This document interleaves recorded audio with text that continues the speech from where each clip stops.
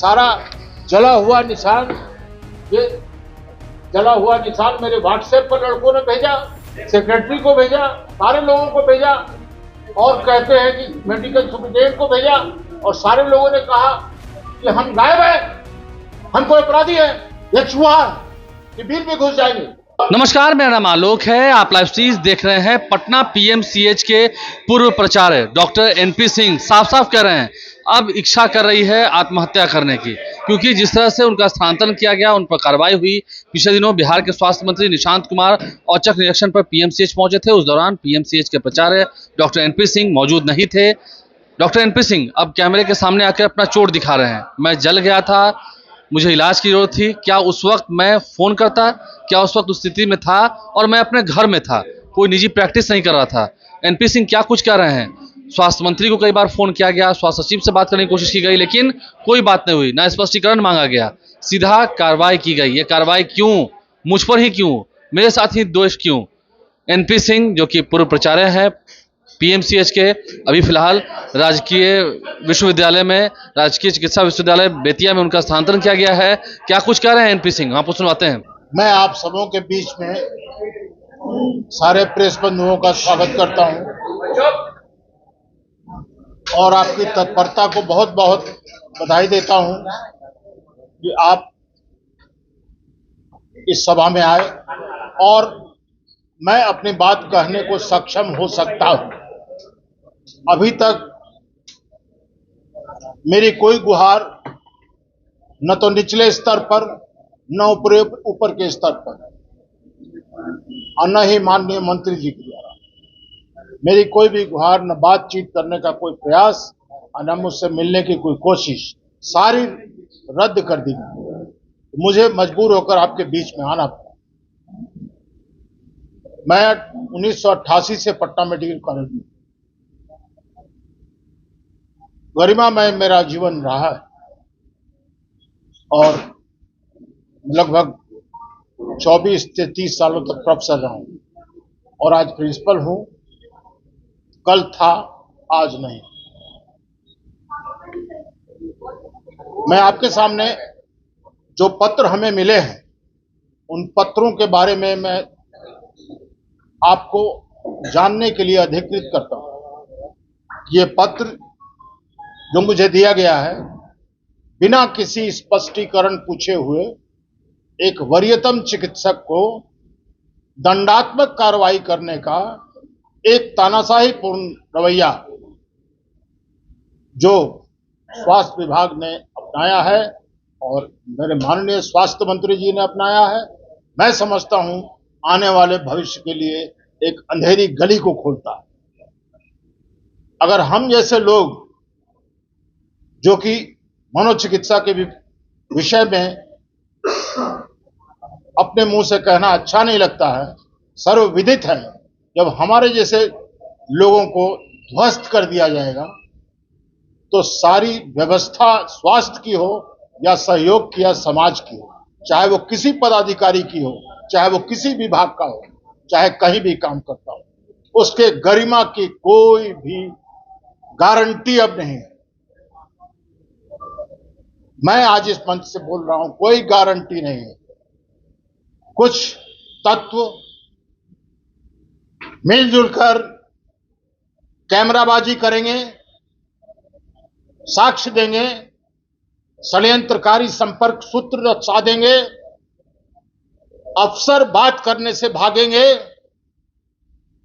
100 phone करने पर भी नहीं उठाएंगे, सचिव महोदय भी, विशेष सचिव महोदय भी, ओएसडी भी, चपरासी बात कराना नहीं चाहेगा।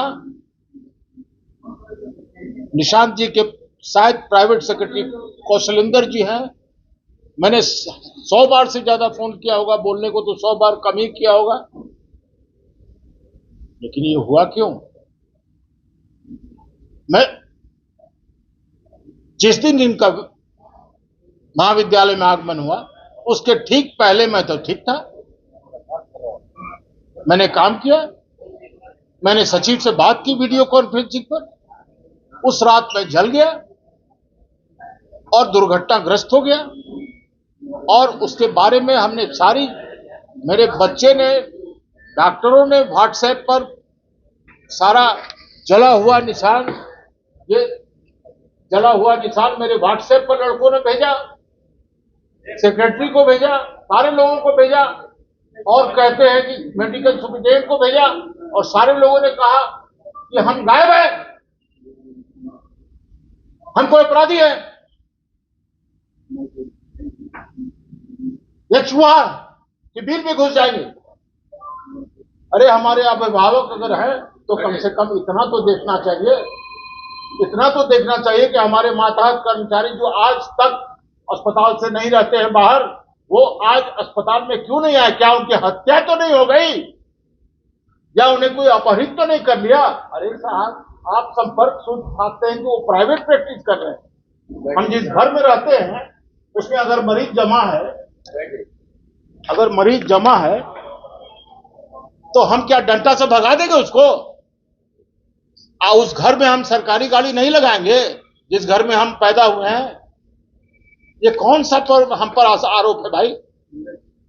और कौन सा कर्तव्यहीनता हमने किया? कर्तव्यहीनता हमने किया है कि विभाग ने किया? तो साहब लिखते हैं कि सूचना, बिना सूचना के उपस्थित, तो जलने का और मरने का और कटने का और गिरने का पूर्व सूचना दे देगा। अरे हमारे साथ दुर्घटना होगी रात को तो हम आपको सूचना देने जाएंगे कि हम अपने दर्द का राहत देखेंगे, जलन देखेंगे? और रोज तो हम आ ही रहे थे, कल भी आए, उस दिन भी आए, परसों भी आए। एक दिन नहीं आए तो आप हमको कहने लगे साहब कि आपका 45 साल का कैरियर आपका खत्म है, आपको दंडात्मक कार्रवाई होगी। तो हम जैसे लोगों को ऐसा कीजिए ना, भूल जाइए कि स्वास्थ्य व्यवस्था में हम जैसे लोग आएंगे, रहेंगे और अपनी गरिमा की रक्षा करता नहीं।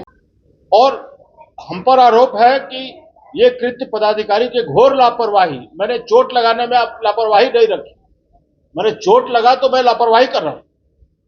मुझे लिखा गया कि कर्तव्यहीनता, मैंने कौन सा कर्तव्यहीन काम किया है? आप ही बताओ ना, कौन सा मैं कर्तव्यहीन मेरा चरित्र रहा है?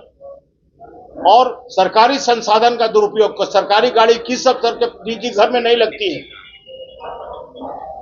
कौन सी सरकारी गाड़ी अफसर के निजी घर पर नहीं लगती है? उसको मिलती ही है। अनाधिकृत उपस्थिति, अनुपस्थिति, अनाधिकृत कैसे हैं हम? हमने सुपरिटेंडेंट साहब को कहा, फोटो भेजा, सेक्रेटरी सर को फोटो भेजा, मनोज सर को फोटो भेजा, सबको फोटो भेजा, सबको हमने कहा, फोन लगाया, उनका ऑफिशियल नंबर 100 बार उठा नहीं प्रिंसिपल सेक्रेटरी का। कहां जाए हम? आपके बीच में आए यही कहने के लिए कि अगर हम लोगों की लाज नहीं बचा सकते तो आने वाले लोगों की जांच बचाएं।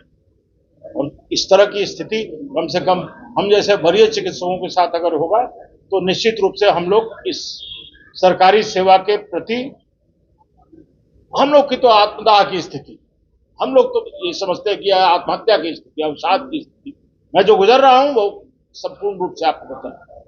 मेरे चरित्र में आज तक ये कैरियर नहीं।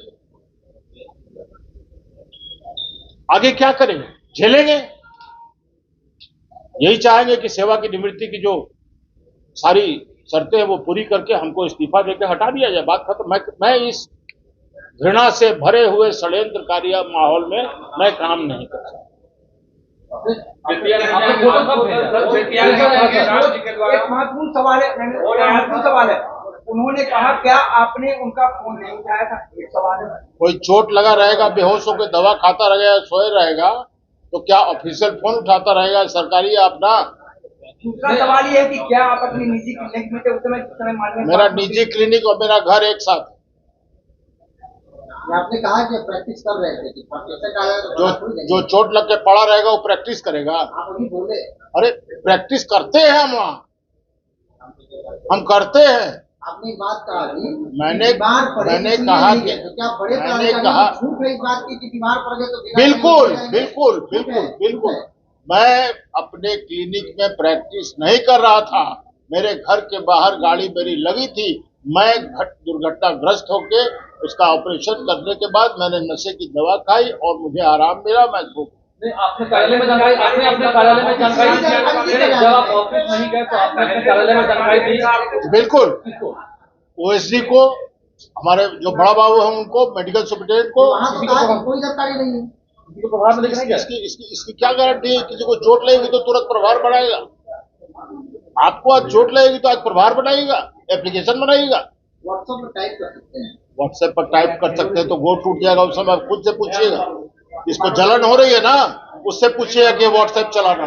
70 साल उम्र हो रही है। पहले से जानकारी दी गई थी सर आपको कि निशान आप आने वाले हैं कार्यक्रम में? नहीं, नरेंद्र सर कोई जानकारी, नरेंद्र सर ये लापरवाही नहीं है। बिल्कुल नहीं। नहीं, ऐसा आपकी बातों में लग रहा है कि आपको स्वास्थ्य ऐसे आपकी बातों से लग रहा है कि आपको स्वास्थ्य मंत्री को उम्मीद नहीं है। बिल्कुल नहीं। आपने कहा हाँ, हमको उम्मीद है सम्राट जी से, हमको उम्मीद है प्रत्येक सर से उम्मीद है। और सम्राट ये आदरणीय हमारे मुख्यमंत्री सम्राट जी से हमको बहुत विश्वास, बहुत आशा है। स्वास्थ्य मंत्री तो आपके स्वास्थ्य मंत्री हॉस्पिटल गए, एक आदमी पूछिए, स्वास्थ्य मंत्री आपके हॉस्पिटल गए और जब निरीक्षण किया, इसमें कोई गलत काम कोई औचक निरीक्षण नहीं था। ये तो रेडियोलॉजी विभाग के उद्घाटन का कार्यक्रम पहले से प्रस्तावित भी नहीं था। न कोई चिट्ठी थी और न कोई सरकारी सूचना थी और न तो सेक्रेटरी साहब के यहाँ से ऑफिस से कोई पत्र गया था प्राचार्य महोदय। अनुभवी है, औचक निरीक्षण के लिए कोई पत्र नहीं दिया? औचक निरीक्षण के लिए कोई, एक मिनट, औचक निरीक्षण के लिए पत्र नहीं दिया तो न रहने पर स्पष्टीकरण पूछा था, नहीं रहने पर स्पष्टीकरण पूछा जा सकता है। सर बोल रहे हैं सर, पहले इनको बात कर लीजिए। आपने कहा कि कुछ लोग षड्यंत्र और आगे आपने कहा ना, पहले आप पूछ लीजिए। हाँ, तो आप वहाँ नहीं थे? बिल्कुल नहीं था, मैं चोटग्रस्त था। आप ये सवाल क्यों स्वाभाविक पूछ रहे हैं, जबकि आपको मैं दिखा रहा हूं अपने घाव। आपने कहा ना कि हमने ओएसडी को बता दिया था। मैंने सब कुछ बताया सबको, लेकिन बाद ये कौन सी छुपने वाली बात है? आप जो देख रहे हैं उसको महसूस कीजिए और उसकी सच्चाई तक पहुंचिए, और जो प्रश्न पूछना है वो पूछिए। पहला सवाल आपको टारगेट किया गया? आपको माननीय स्वास्थ्य मंत्री के निरीक्षण की जानकारी कितने बजे मिली? दूसरा, कार्रवाई आप पर क्यों की गई? क्या हम बता चुके, जवाब दे चुके, षड्यंत्र कौन कर रहा है? जवाब हम दे चुके। षड्यंत्र कौन किया आपके साथ? नहीं जानते। अच्छा, आप मेरे हाथ में धार्मिक पुस्तक लेके आए, क्या बताना चाह रहे हैं? ये बताना चाह रहे हैं कि ये शाक्त है, मैं शक्ति का उपासक हूँ, यही बता रहे हैं। मेरे हाथ के नहीं, मेरे दिल में रहती, मैं शक्ति का उपासक हूँ और शक्ति के साथ जीता हूँ। तो डॉक्टर एनपी सिंह ने क्या कुछ कहा है आपने सुना है। प्रसिद्ध शिक्षक हैं, साफ साफ कह रहे हैं कि अब आत्महत्या करने का दिल कर रहा है।